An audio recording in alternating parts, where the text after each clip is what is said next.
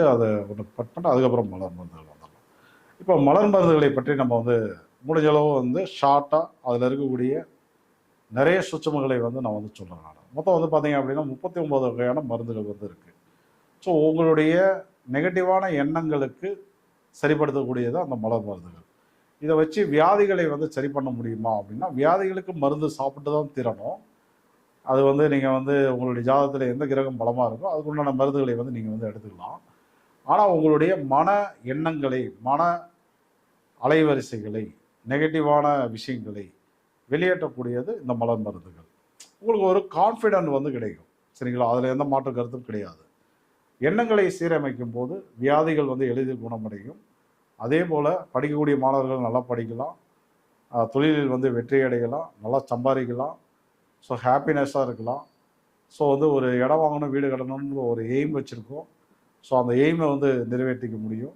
So மலர் மருந்துகளால் வந்து செய்ய முடியாத ஒன்றுமே கிடையாது. ஏன் அப்படின்னா, ஆக்சுவலாக வந்து பார்த்திங்கன்னா ஜோதிடத்தில் 9 கிரகங்கள் வந்து இருந்தாலும் கடைசியாக வந்து இந்த 9 கிரகத்தினுடைய பலம் பலவீனம், லக்னத்தினுடைய பலம் பலவீனம் எல்லாம் டோட்டல் கர்மா வந்து நம்ம தெரிஞ்சுக்கிட்டாலும் இன்னைக்கு ஜாதகருக்கு என்ன பலன்கள் நடந்துட்டுருக்கு அப்படின்ற ஒரு விஷயத்தை வந்து கையில் எடுக்கும்போது தசை, புத்தி, அந்திரம் அதுக்குள்ளார தான் நம்ம வந்து வந்தாகணும். அப்போ இதை யார் நிர்ணயம் பண்ணுறது அப்படின்னு கேட்டிங்கன்னா, உங்களுடைய ஜாதகத்தில் நீங்கள் பிறந்த பொழுது சந்திரன் என்ன நட்சத்திரத்தில் இருந்தாரோ அதிலிருந்தால் உங்களுடைய தசை வந்து ஆரம்பமாகுது.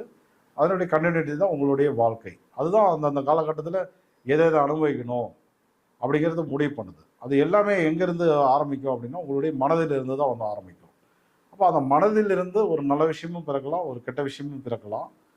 அதில் பிறக்கிற நல்லதை வந்து எப்படி அதிகப்படுத்திக்கணும், கெட்டதை எப்படி கம்மி பண்ணிக்கணும் அப்படின்றதுக்கு இந்த மலர் மருந்துகள் வந்து நல்லா சப்போர்ட் பண்ணும்.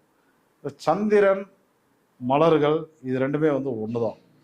ஸோ வந்து முள்ளால் எடுக்கணும் அப்படிங்கிற மாதிரி இந்த மலர் மருந்துகளை வைத்து மனதை வந்து எளிதில் வந்து சீரமைக்க முடியும். ஒரு யோகமான விஷயமா இருந்தால் அதை வந்து மல்டிபிள் பண்ணிக்க முடியும். ஒரு நெகட்டிவான விஷயமாக இருந்தால் அதை வந்து சுருக்கி அதை வந்து அழிச்சிட முடியும் நம்மளால். ஸோ அதுக்கு பயன் தர்றது தான் இந்த மலர் மருந்துகள். ஸோ ஃபியூச்சரில் வந்து மலர் மருந்துகள் வகுப்பு வந்து பண்ணுறதா இருக்கு. அது வந்து படிங்க, ரொம்ப யூஸ்ஃபுல்லாக இருக்கும். இப்போதைக்கு நம்ம என்ன தெரிஞ்சுக்கணும் அப்படின்னா, இப்போ வந்து சூரியன் எடுத்துக்குவோமே, 9 கிரகங்களில் வந்து சூரியன். இப்போ சூரியனுடைய ஆதிக்கத்தில் வந்து நீங்கள் இருக்கீங்க அப்படின்னா உங்களுக்கு வந்து எப்படி இருக்கும் அப்படின்னா, உங்களுடைய குணங்கள் வந்து எப்படி இருக்கும் அப்படின்னா, ஆக்சுவலாக வந்து சுயநலம் என்பது இருக்கும் ஃபர்ஸ்ட்டு. ரெண்டாவது வந்து பார்த்தீங்க அப்படின்னா, தான் அரசன் அப்படின்ற ஒரு கர்வம் இருக்கும். இது வந்து நல்லா கவனிச்சிங்க அப்படின்னா, அரசியல்வாதிகள், அரசு வேலையில் இருக்கிறவங்களுக்கு எல்லாருக்குமே இந்த குணங்கள் என்பது இருக்கும். சொந்த தொழில் பண்ணுறவங்களுக்கும் வந்து இருக்கும். சரிங்கய்யா, அந்த சுயநலம், கர்வம், பிறகு வந்து விட்டுத்தராத குணங்கள், சில பிடிவாத குணங்கள், அதிக புகழ் அடையணும், இதெல்லாம் நல்ல எண்ணங்கள் தானே, நல்ல எண்ணங்கள் தான். ஸோ அதை வந்து ஒரு அளவுக்கு வந்து நம்ம வந்து பயன்படுத்தணும். ஒரு அளவை மீறி பயன்படுத்தும் போது அதுவே நமக்கு வந்து நெகட்டிவாக வந்து மாறிடும். ஸோ அதை கட்டுப்படுத்தக்கூடிய, அதை சரியான பாதையில் எடுத்து செல்லக்கூடிய மருந்து தான் வந்து பைன். சரிங்களா? பைன்ற மருந்து. இந்த மருந்தை நீங்கள் வந்து பயன்படுத்தும் போது சூரியனுடைய காரகத்தில் எளிதில் வந்து வெற்றி அடைய முடியும். உங்கள் ஜாதகத்தில் வந்து சூரியன் பாசிட்டிவாக இருக்கட்டும், நெகட்டிவாக இருக்கட்டும், அதனுடைய காரக பலன்களை ஒரு சீராக நமக்கு வழங்கக்கூடிய மருந்து வந்து பைன் அப்படிங்கிறத மறந்துடாதீங்க. இது வந்து என்னென்னா, இப்போ வந்து சூரியனுடைய காரகவியல் நிறைய பார்த்தோம். ஆக்சுவலாக வந்து அரசியல் சார்ந்த விஷயங்கள், ஸோ அது இல்லாமல் எல்லா தொழில்களுக்குமே சூரியன் வந்து வெரி இம்பார்ட்டன்ட். இப்போ வந்து ஒரு சிலர்லாம் வந்து பார்த்தீங்க அப்படின்னா கரெக்டாக பர்ஃபெக்டாக வந்து சூரிய உதயத்துக்கு முன்னாடியே வந்து எழுதிச்சிருவாங்க. நிறைய பேர் 8, 9 மணி வரையும் தூங்குவாங்க. நிறைய பேர் வந்து பார்த்தீங்கன்னா நைட்டில் போய் உழைச்சிட்டு இருப்பாங்க. நிறைய பேர் 10 மணிக்கு போக வேண்டிய வேலைக்கு 11 மணிக்கு போய் நிற்பாங்க. ஸோ 10 மணிக்கு திறக்க வேண்டிய கடையை வந்து 10:30 மணிக்கு திறப்பாங்க. இந்த பங்க்சுவாலிட்டி அப்படிங்கிறது வந்து இருக்காது.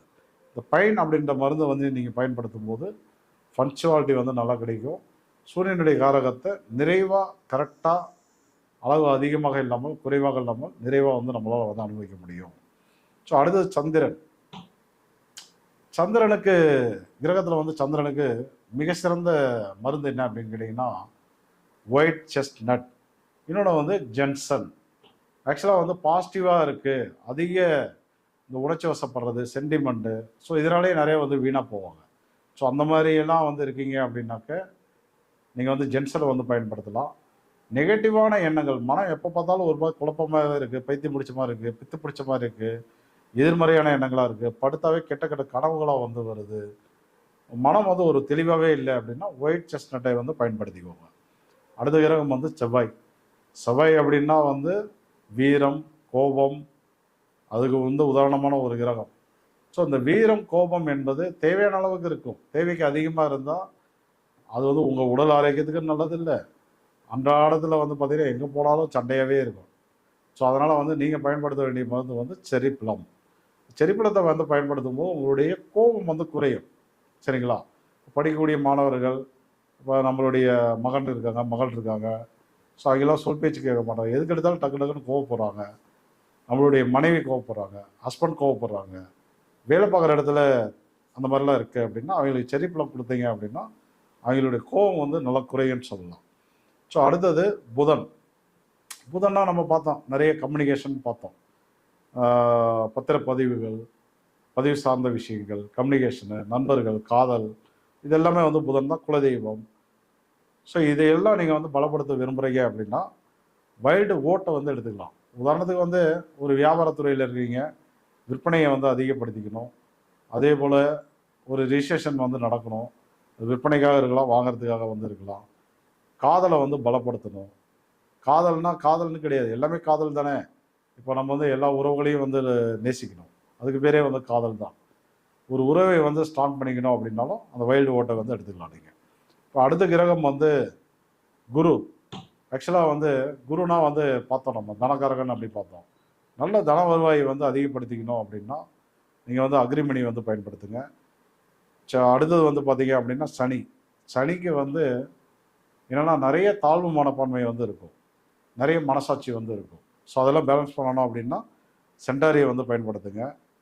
ராக்கு வந்து ராக் வாட்டர், பிடிவாத குணம், வரட்டு குணம், ஒரு மாதிரி முரட்டு குணம், பிறரை வந்து கட்டுப்படுத்துவது, தான் சொல்கிறதான் பிறர் கேட்கணும்னு நினைக்கிறது, அதெல்லாம் வந்து ராக் வாட்டர் வந்து நான் சூப்பராக வேலை பார்க்கும். கேதுன்னா வந்து குழப்பவாதி. இதுக்குள்ளேயே இவர் வந்து தடை பண்ணுறது, குழப்பம் பண்ணுறது, ஒரு உறுப்பை வந்து துண்டிக்கிறது, ஒரு உறவை வந்து துண்டிக்கிறது, இதான் அவருடைய மெயின் காரணங்கள். அதுக்கு வந்து பார்த்தீங்க அப்படின்னா ஸ்கலராந்தஸ். ஷார்ட்டாக தான் சொல்லியிருக்கேன், விரிவாக மற்றொரு லைவில் வந்து சொல்கிறேன். அதை விட விரிவாக ஒரு மிக விரைவில் வந்து மலர் மருந்துகள் வகுப்பு வந்து நடத்தலாம். சரிங்களா? இப்போ அடுத்த டாபிக். ஆக்சுவலாக உங்கள் மணி வந்து 9:50 ஆகுது. இந்த லைவ் வந்து இன்னும் ஒரு 20 மினிட்ஸ் வந்து நடக்கும். ஸோ அதுக்குள்ளார எந்த அளவுக்கு தர முடியுமோ பார்த்துடலாம். அப்போ அடுத்தது வந்து டாபிக் வந்து என்னென்னு கேட்டிங்கன்னா நியூமராலஜி. ஸோ நியூமராலஜியில் என்னங்கய்யா? நியூமராலஜினா வந்து நம்ம வந்து ஒவ்வொரு ஆங்கில எழுத்துக்களுக்கும்